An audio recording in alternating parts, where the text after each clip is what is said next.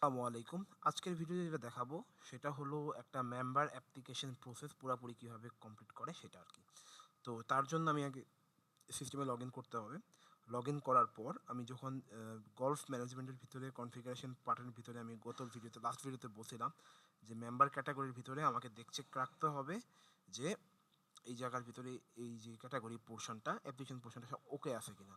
যদি যেমন এখানে দেখেন, এটা খেয়াল করে দেখেন যে আমি সবগুলা ওর একটা মেম্বারের এই ডিফেন্স অফিসারের জন্য রিকমান্ড করা লাগবে, ব্যালটিং রিকোয়ার্ড করে, এগুলো সবগুলো রেকর্ড করে রাখছি আমি আসলে।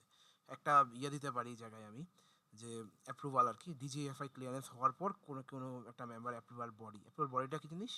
অ্যাপ্রুভাল বডিটা হলো যে কে আমাকে এটা অ্যাপ্রুভ করবে আরকি। আমরা শুধুমাত্র এখন দেখানোর জন্য আমি একটা ফার্স্ট অ্যাপ্রুভাল হিসেবে আমার নিজেকে এড করে রাখছি আরকি।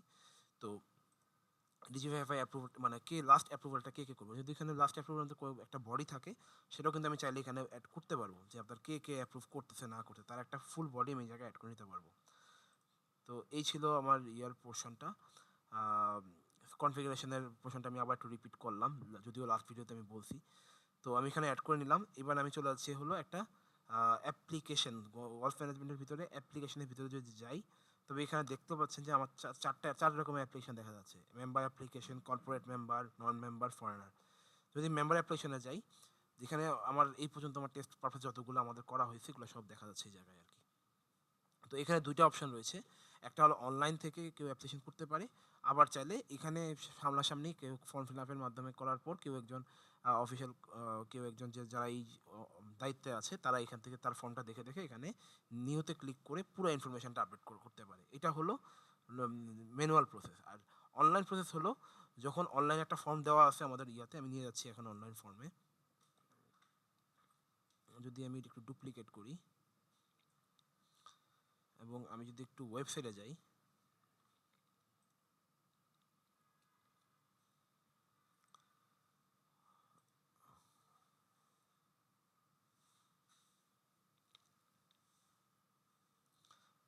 ওয়েবসাইটে যাওয়ার পর এখানে যদি আমি আমার মাই অ্যাকাউন্টে ক্লিক করি, তবে দেখা যাচ্ছে এখানে অ্যাপ্লিকেশন এর জন্য আমার ৩ টা ফর্ম দেখাচ্ছে।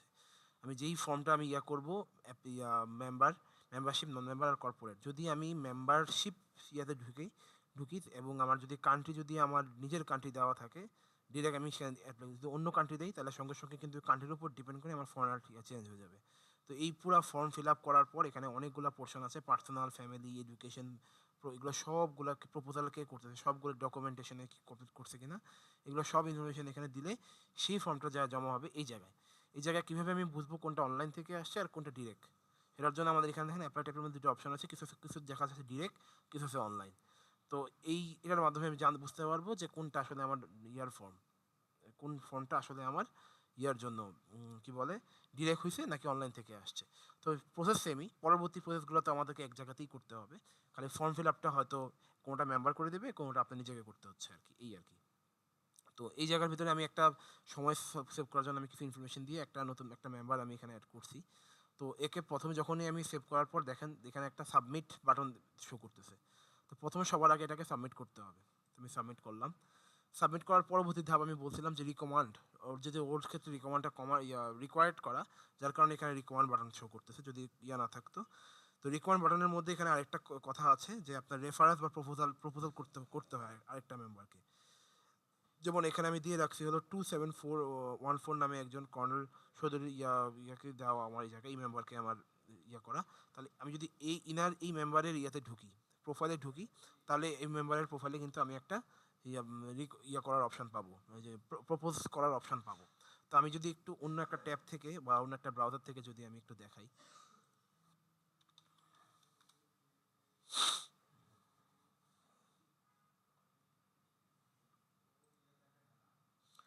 আমি ওই মেম্বারের ঢুকতেছি।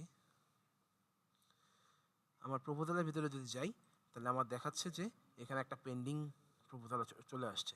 আমি যখনই ভিউ করতে যাব এবং তখন আমাকে এই জায়গার ভিতরে আমি রিকমান্ড করতে পারি একটা সিগনেচার এড করে নিয়ে আমি যদি রিকমান্ড করি, তাহলে সঙ্গে ওর কাছে রিকমেন্ডেশনটা চলে যাবে। তো আমি এখানে রিকমান্ডটা যদি কোনো কারণে আমি এই বাইপাস অপশন আমাদের রাখছি আমরা এই জায়গায়। বাইপাস অপশনটা হলো এই জায়গার ভিতরে সিম্পলি রিকমান্ড ক্লিক করে দিলেই হয়ে যাচ্ছে। যদি সে রিকমেন্ড করে দেয় তাহলে আমাকে পরবর্তী এখানে রিকমেন্ড বাটনে ক্লিক করতে হবে না। বাট যদি কোনো কারণে ও না করে থাকে, তাহলে সামনাসামনি ফিজিক্যালি করে থাকে, সেক্ষেত্রে আমাকে এটা রিকমেন্ড বাটনটা ক্লিক করে নিতে হবে। তো আমি রিকমেন্ড বাটনে ক্লিক করলাম। রিকমেন্ড করার পরে হলো আপনার কী বলে, এরপরে হলো ভেরিফাই করতে হয় আর কি, যে আপনার আসলে রিকমেন্ডটা হয়েছে কিনা। রিকমেন্ডটা যদি হয়ে যাওয়ার পর আমি এবার করলাম। এর পরবর্তী প্রসেস হলো ব্যালটিং। যেহেতু আমি ব্যালটিং করছি, ব্যালটিংয়ের জন্য আমি একটা বডি দিয়ে আসছিলাম নিজেকে। তো আমি ব্যালটিং যখন আমি অ্যাপ্রুভ করব,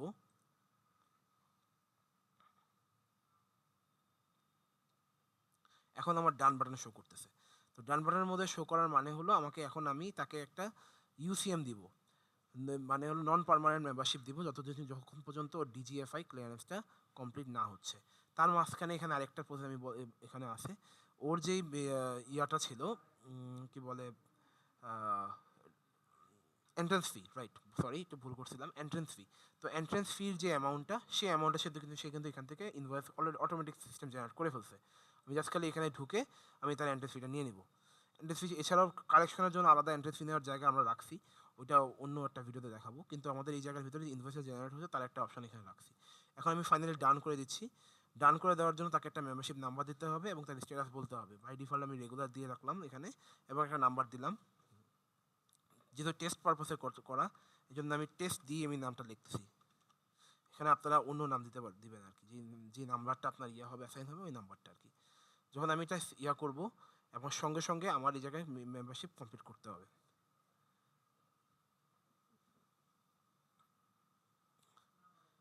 এবার একটা মেক পেমেন্টটা করে নিলাম। আচ্ছা, এখানে একটা অপশান আছে, যখনই আমি আমার পরবর্তী পোর্শনটা, সরি আমি মেক পেমেন্ট বলছি, মেক পার্মানেন্ট হলো। এখন আমার ওটা নন ইউসিএম ক্রিয়েট হয়ে গেছে এই মেম্বারের নামে। এখন পরবর্তীতে যখন মেম্বারটা ডিজিএফআই ক্লিয়ারেন্স হয়ে আসবে, আসার পরবর্তী প্রসেস হলো আমাকে এখন এখান থেকে করতে হবে। এই প্রসেসের মাঝখানে সে খেলতে পারবে, এখনই সে কিন্তু এই নাম্বার দিয়ে খেলতে পারবে। আমি যদি আরেকটু দেখাই এই জায়গার ভিতরে,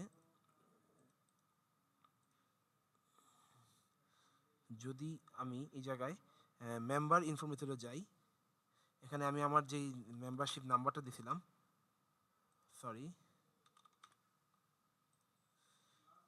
সেই ইয়াতে আমার অলরেডি একটা মেম্বারশিপ তৈরি হয়ে গেছে, কিন্তু সেটা ইউসিএম মেম্বার হিসাবে।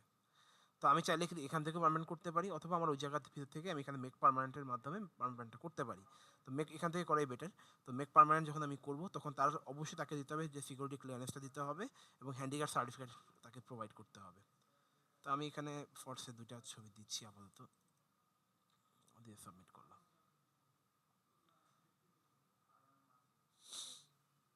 এখন যেহেতু আমি একটা ক্লিয়ারেন্সের জন্য আগে তাকে একটা অ্যাপ্রুভাল বডি দিয়ে আসছিলাম, তো আমি সেটাকে অ্যাপ্রুভ হইতে পারে, রিজেক্ট হতে পারে। যদি রিজেক্ট হয়, তাহলে তার যে এন্ট্রেন্স ফিটা, ওটাকে ব্যাক করে দেওয়ার জন্য যে অপশানটা, সেটা চলে আসবে। আর যদি অ্যাপ্রুভ করি, তাহলে এই মেম্বারটাকে তাকে হয়ে ইউসিএম থেকে পার্মানেন্ট মেম্বার হিসাবে গণ্য হয়ে সে সুন্দরভাবে সিস্টেমের ভিতরে চলে আসবে। তখন তো আমার এই জায়গার ভিতরে তাকে বলা হবে পার্মানেন্ট। আর যদি রিফিউজ করি, তাহলে আমার এখানে সে তাকে বলবে ডিজিএফআই রিফিউজ হয়েছে। তখন তাকে তার এই মেম্বারশিপটা রিফিউজ হওয়ার সঙ্গে সঙ্গে এই মেম্বারের এগেনস্টে কোনো গেম খেলা পসিবল হবে না। বাট যদি সে পার্মানেন্ট বা ইউসিএম হয়, তাহলে সে খেলতে পারবে। তো এই হলো আমার পুরোপুরি মেম্বারশিপ অ্যাপ্লিকেশন, কীভাবে একটা অ্যাপ্লিকেশন থেকে একটা মেম্বার তৈরি হয়, তার পুরোপুরি পোর্শনটা আমরা এই জায়গার ভিতরে আমরা তুলে ধরছি আর কি। তো এই জায়গার ভিতরে আমি একটা কথা একটু এটাকে অ্যাপ্রুভ করি, একটু দেখাতে বললে বেটার হয়। অ্যাপ্রুভ করার পর আমাকে অবশ্যই কমপ্লিট করে দিতে হবে। ডিজিএফআই ডান। এখন যদি আমি এটাকে একটু রিলোড করি,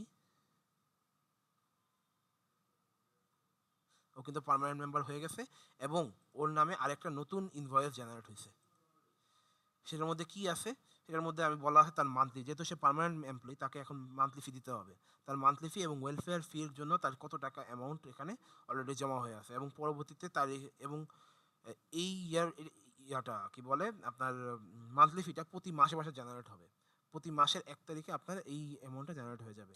যদি আমি অ্যাকাউন্টিং পোর্শনে যাই, তবে এখানে দেখাবে যে এই পর্যন্ত তার পরবর্তীতে নেক্সট ইনভয়েস হলো 4 তারিখে, মানে পরের মাসের 1 তারিখে, আমার এপ্রিলের 1 তারিখে আবার নতুন পরের একটা ইনভয়েস তৈরি হবে। ওই এই ডেটে আমাকে দেখবেন, তখন এই জায়গাতে 3-এর জায়গায় 4টার একটা ইনভয়েস জেনারেট হয়ে যাবে তার। তো এইভাবে কিন্তু আমরা বলতে পারি যে আসলে কাকে কার কোন এমপ্লয়ি, মানে প্রতি সে মান্থলি যে ফিটা, ওইটা প্রতিনিয়ত আপডেট হতে থাকবে, এই আর কি। তো আবার এখানে আরেকটা অপশন আমি একটু বলে রাখি, যদি কোনো মেম্বারকে আমি অ্যাবসেন্টি করে নিতে চাই, যেটা আপনাদের আরেকটা রিকোয়ারমেন্ট ছিল, তাকে আমার এখানে অবশ্যই অ্যাবসেন্টি ওপেন করে নিতে হবে। এটা যদি ওপেন করে দেই, তাহলে কি হবে? তাহলে এই মেম্বারের যেই পোর্টাল রয়েছে, ওই জায়গার ভিতরে নতুন একটা অপশন আসবে। সে চাইলে ইয়ার জন্য অ্যাবসেন্টির জন্য অ্যাপ্লিকেট করতে পারবে। যদি এটা অফ করা থাকে ও এটা, তাহলে কিন্তু পরবর্তীতে এই জিনিসটা আর দেখাবে না।